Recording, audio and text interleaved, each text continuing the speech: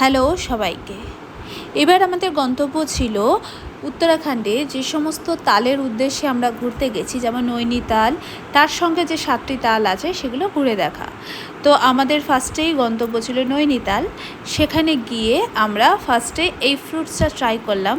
ওখানে তো ওরা পাম বলছিল, কিন্তু আমি জানি এটাকে আলু বোখরা বলে, যদিও আমি এটার মধ্যে কিন্তু ওভারঅল যদি বলতে যাই খেতে কিন্তু ভীষণ ভালো।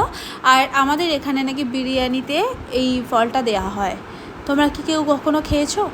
এরপরে আমাদের গন্তব্য ছিল নয়নাদেবীর টেম্পল। যদিও মন্দিরের ভেতরে ভিডিও করা যায় না, তাই ওখানে এসে মন্দিরের মধ্যে আমরা ভিডিও আর করিনি।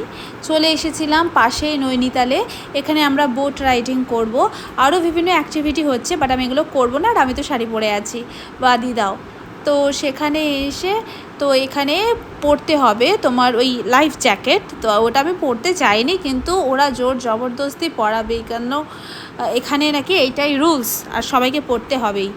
এত পরে মোটা মোটা লাগছিল নিজেকে, ভাই মনে হচ্ছিলো যেন আমি শরীরে একখানা অতিরিক্ত হাতি চাপিয়ে নিয়ে ঘুরছি। যাই হোক, পরিবেশ এতটা সুন্দর ছিল, আর ওয়েদারটা সত্যি বলতে কি এত ভালো ছিল না, যে আমাদের ঘুরতে কিন্তু ভীষণ ভালো লেগেছে। সামার ভ্যাকেশনে সবাই চেষ্টা করে যে এই ঠান্ডাটাকে উপভোগ করার জন্য পাহাড়ি জায়গায় যাওয়ার, কিন্তু তাতে এতটা ট্যুরিস্টের ভিড়ে পুলিশের অবস্থা যে কী অদ্ভুত হয়ে যায় সেটা আমি এখানে গিয়ে লক্ষ্য করেছি।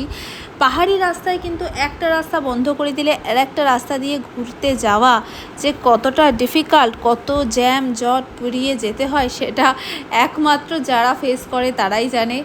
যেটা আধ ঘন্টার রাস্তা সেটাই লেগে যায় প্রায় 1.5 ঘন্টা অন্য রাস্তা দিয়ে যেতে, যেটা আমরা এবারে ফিল করেছি। এতটাই ট্যুরিস্টের ভিড় এই নৈনিতালে বেশি ছিল। আমরা যেহেতু ভীমতালে স্টে করেছিলাম, তাই এতটা সমস্যা আমাদের হতে হয়নি। চলো বাকি গল্প আমি নেক্সট ভিডিওয়ে শেয়ার করব, কারণ এই ভিডিওটা অনেকটা বড় হয়ে যাচ্ছে। আজকের মতো টাটা।